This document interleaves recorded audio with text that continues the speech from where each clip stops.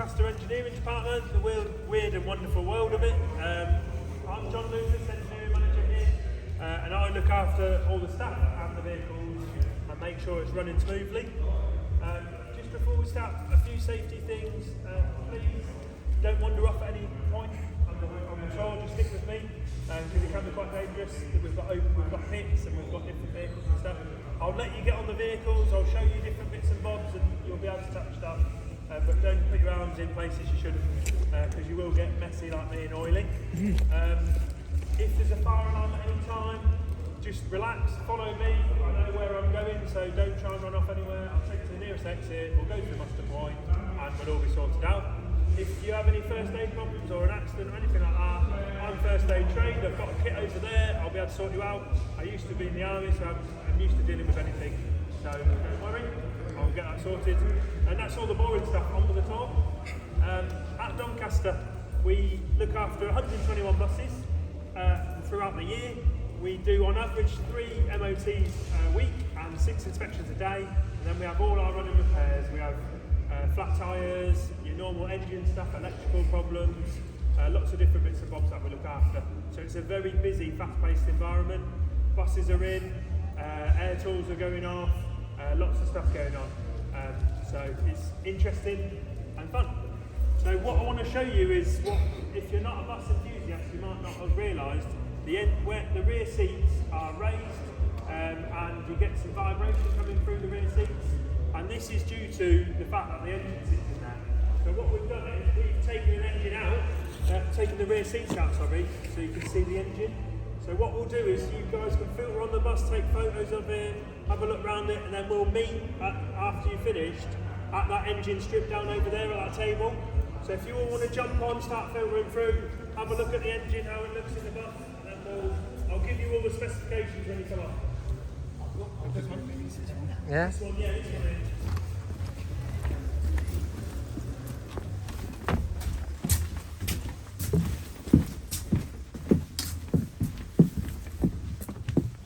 Last thing you want to do is drop your phone in there.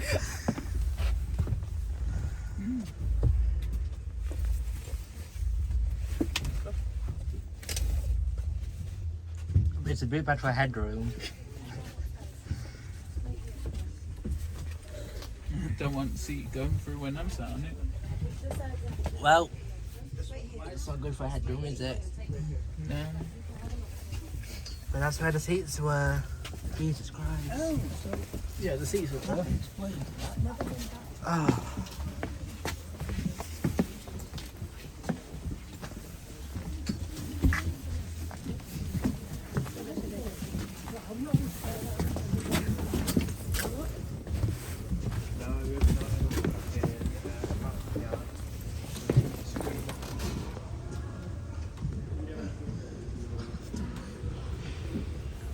It's a bit bad for headroom, Too many on, too many on. That's fine. That's the best and the worst. As in buses in general, I think the worst is a street deck at the minute. The best is probably an ADL, I'd say. Really like a bar road. Just from my experience. I've worked for Transdiv and I've worked in Leeds as well with Doncaster. And seen all the different variants of buses from start. And yeah, I'd have an embargo over anything really, to be honest. Steer right way. If anybody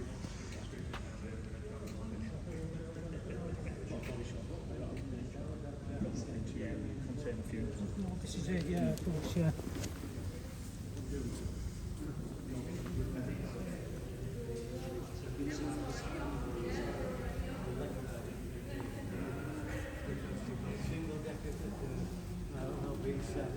When you're trying to order parts and data plates, it does. Interesting camper. It's a nice world for this record. I know. What about the street lights? Yeah. What better than what the decks? Yeah, street lights are okay. Yeah, not too bad. Yeah. They're not too bad. I'd rather have a V7, but that's just my opinion. That's my opinion of buses.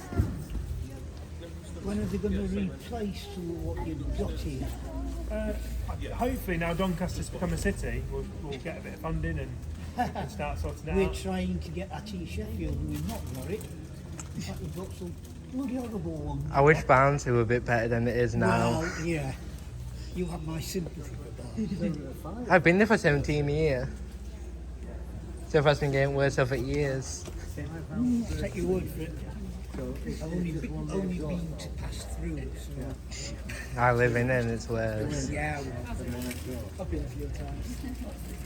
It's not bad. We've only got one decent bus in Barnsley. It's all right. Thank you. Thank you. Let's go.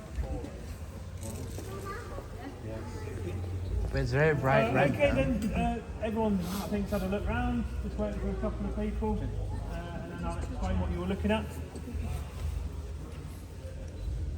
That engine in particular then was a D9 Bravo or B, and it is a 9.4 litre 6-cylinder inline engine. It does 260, well it has 260 horsepower, which is roughly the same as a Subaru WRX, but obviously a Subaru is 1.5 tonnes, this bad boy is 19 tonnes, so it's a little bit slower, but it does the job, it gets everybody around. And this is, we've got one of these DB engines stripped down, and essentially what's happened is this camshaft, this part here should not move at all. It should be fixed like these other parts, but this is moving. So what we've got is a misfire. So the engine is spitting all the time and struggling, and the driver's got no power. This is £1,200 this part, so we've ordered it, and it will take about 4 days to repair. So it's a bit of a big job. Next then, I want to show you some body work. We do a lot of body work here. We do windows, we do welding, we do accident damage, we do a bit of painting. So our body guys are quite busy. But we've got an interesting repair here. We had a coolant leak on one of these pipes here. And the way that the manufacturer's made the bus, he's bonded a panel straight onto these struts here. So we've had to burn the panel off to get to where we needed. So we've left it off for you guys really. We've repaired the pipe now. That's your stairs inside, and then you've got some auxiliary tanks. Just quite an interesting point of view for bodywork. I've not seen that. No, so if you want to take some photos of that, feel free. And then I'll meet you by the fuel tank.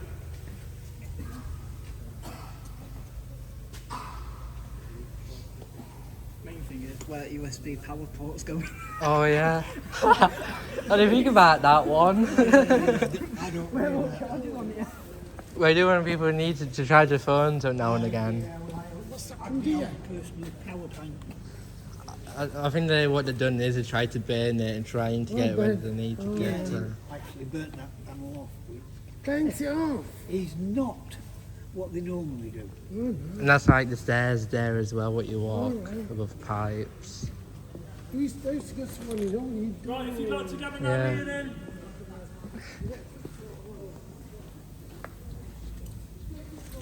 Okay, so a bit of trivia then. Anyone guess how much fuel goes in that tank, roughly? 2,000 gallons? No? 600 litres. No? 300 litres. I won't keep you guessing. There's 300 litres of fuel that goes in here. At Doncaster we use 10,500 litres of fuel a day. At your current petrol prices, when I worked it out the other day, it was about 180 a litre. So we spend £18,000 a day on fuel. So when your fare prices go up, that's kind of why, because we're suffering a little bit at the minute. And we apologise, but we need to fuel the buses, essentially. Otherwise, you're not going to have a service. Yeah, exactly. And what we're really Oh, wait for suffering engineers from to at the come. minute is vandalism, and we're asking the local community really to try and speak to people, educate children, and tell them it's not okay, because it's costing us an absolute fortune, and it's our main engineering cost. As you can see, we've had one smash last night. We're really lucky that our windows are double glazed, so it's protected the passengers, and everyone's been okay. But it could be a different story. It's just really worrying, and we're all concerned about it. So hence why we're bringing it up today. Next, then, if we walk along here.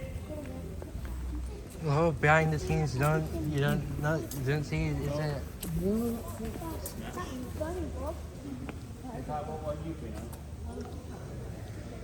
Jesus Christ. That's got to be brick. That's got to be that. Just wanted to show you some of the tools we use to repair the bus, essentially. This is a computer that we use. Basically, the bus has essentially an electronic control unit. Essentially, if you think about it like a brain, it's the bus's brain and it talks to all the other brains and it says, I'm okay, I'm feeling all right, just like your body. But if a signal sent that is corrupted or there's a fault in the wiring and it doesn't get a signal, the brain will throw an engine management light on the dash and say, I'm not okay, can you look after me and see what's going on?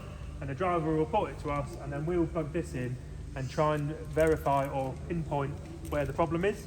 This gets us to the rough area of where it is. It doesn't always tell us exactly what's wrong, but it really helps with diagnosing faults. And most of the time we can get to the area of wiring or the plug and then we can see that the wiring's damaged or the plug's been burnt out. So great bit of kit. That's called a gel tester and we can use it on all different variants of bus as well. It's not just one make. Next we've got the most important thing in Doncaster engineering really is our torque wrenches. We do loads and loads and loads of tyres each week here. We change them for punctures, we change them for just general wear and tear. And every wheel that's changed gets free wheel torques. So essentially this torque wrench is set to the specifications of what the nut should be tightened to. The guys will change the wheel, they'll put the wheels on, they'll torque them all up one time. Once they've done it once, they will put these wheel nut indicators on to say to everybody, we have just changed the wheel. And then we'll let it settle for a bit, we'll do it again for a second torque, and then we'll run it on the road for 24 hours and make sure it makes over 30 kilometres in mileage, and then we'll do a third torque. After the third torque, we'll take these wheel nut indicators off, and then we'll put these clips on, which is like an extra safety device to try and stop the wheel nuts from moving. So it's a really important bit of kit. All the process for the guys is on the back, so they know what they're doing. Next, we've got various different hammers that we use. We have our hammers for checking for rust. We've got your normal hammer that everyone's probably got one of these in their toolbox, every guy and girl. And then if things get a little bit more difficult, we get a mallet out. And if you're having a really bad day, you get this bad boy out and get serious. And then if your day is an absolute disaster, you get the propane out and you burn it off. Which it does get that way sometimes. Then we've got some battery operated tooling. These tools can take the wheels off a bus, and we've moved away really now in the industry from air because lithium batteries have got really, really good. They hold their charge and they're really powerful now, so we tend to use these quite a lot. So you've got guns for various different things. And we do have some air tools. We use this for sanding and doing body repairs. And we do have a air operated grinder if you need a bit more power. And then this is our light beam tester. Essentially what we do is we put this in front of the bus, these headlights, and we check that they're in the correct position in case they're off and they're blinding everybody on the road. And we do this on inspections and MOTs to maintain compliance and make sure that they're correct. And because on an MOT, first thing they'll do is check the lights, brakes, and they'll do that sort of side of it. So we make sure it's all working. Again, we've had another windscreen smash. This one's a bit more serious because, as you can see, if that had gone through, it could have hit the driver. He's driving along. He's got a bus that's 19 tons, and people are throwing things out the windscreen, so it's a bit scary. So we have sort of left that in here, and we're going to change that tonight. Our windscreen is £427 on this vehicle. But on a B9 it goes up, they're about 600, so it's expensive as well. So, and then next we've got loads of parts laid out for everybody. A flying bus as well. Yeah, we have. I thought there was a wizarding shop. So this is your engine out of the vehicle essentially, sitting on the floor. You've got your turbocharger there, we've got your coolant inlet there for your coolant pipes. All your belts would go around here, and then you've got all your electrics along the back. We took the head off What we try and do at Doncaster is if we're scrapping a bus, or throughout first bus, we try and be environmentally friendly as possible. So we'll take as many parts off as we can, bring them to the workshop, and then try and reuse things if we can. And it really does come in handy. We had a couple of buses that we were scrapping, and we had seats off of them, pipes, windows, everything you could think of. It went almost a shell of itself, but it's really, really good because we're saving money and we're saving the environment. A few common things that we change at Doncaster. You've got your gear selector here, so you driver selects a gear. This sends an electronic signal to the gearbox, and then it puts it into drive, essentially. We've got a handbrake valve. Driver will operate a handbrake valve, and it will push air pressure through to a spring brake actuator, which will lock the brakes on, and then it does the opposite. It goes to the rear axle on the handbrake. And then we have the most common things really to be broken in Doncaster. Drivers are fantastic people, they're lovely, we love them. However, they are a bit heavy-handed sometimes, and they like to press buttons really hard and get them stuck. And then when they go around the corner, sometimes you'll probably see a driver, they almost turn the corner with the indicator arm and snap them off. So, and if they're having a really bad day, they definitely snap them. So we do go for a few of them. We've got an air compressor here. This essentially forces air to some holding tanks, which build up your pressure for your brakes. And once it's at a certain PSI and it's happy, it will turn itself off. And then when the brakes are operated, it will turn itself back on again, push air through and keep air flowing all the time to the brakes. This is a destination control unit. Inside this magic box are all the destinations for the different routes that we're running in Doncaster. It's programmed with a USB stick, and then the driver will get in the morning, they'll type whatever route they want to go on, say route 12, something like that, and then that will bring it up on the side destination or on the front. That's how it works. We've got here we've got a dash. Unlike your car, it's slightly easier to get out. 4 bolts and it unclips at the back. But these are really important because they've got vehicle data in, so we tend to send these away for repair rather than buying new ones, because then we'd have to program all the data across, so it's quite difficult. And then next we've got some big stuff here. We've got a gearbox. This is a ZF EcoLife automatic gearbox. It's got a helical design, so really fine gears mesh into sync, and then you get a really steady shift up through the gears. So it's a good gearbox. It's also really versatile because we can change it between different variants of bus, and all the electrics are cooled with a cooling system, so it's a really reliable box and handy. And then we've got an axle here. You've got 2 airbags on there. As I said, this is sort of off the scrap bus, but it's good for stuff like this. You've got your brake caliper, your discs are in there, and then your wheels would bolt on here at either end, and your chambers there, spring brake actuator, sorry. And we've put this environment up here. It's got a fuel leak on the fuel tank, so we'll be replacing that after this. But we just put it up on the lift just to show. Sometimes people from engineering, it can be quite scary when you first start working underneath these lifts. But each lift is 7.5 tons, and they lock out if they have a problem, so they're not going anywhere. But we also put axle stands underneath, so we're doubly sure if it goes wrong that it will just sit there, the vehicle, on their stand, until we can get it off. And unlike HGVs, PSV mechanics have to be a bit more,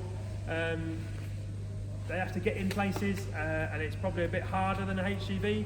A HGV, you tilt the cab and you lift it out with a crane, the engine, gearbox, everything like that. On a bus, everything comes from here, so you have to let it down on hydraulic lifts and tables and use forklifts and get the engine out and bring it away from the bus, so it can be quite difficult. And it's very tight in the engine bay to work in. That's why the rear seats often come out if we're working on an engine, so that we can get in there and have a look at it. And that's it. Any questions? Will it get reused?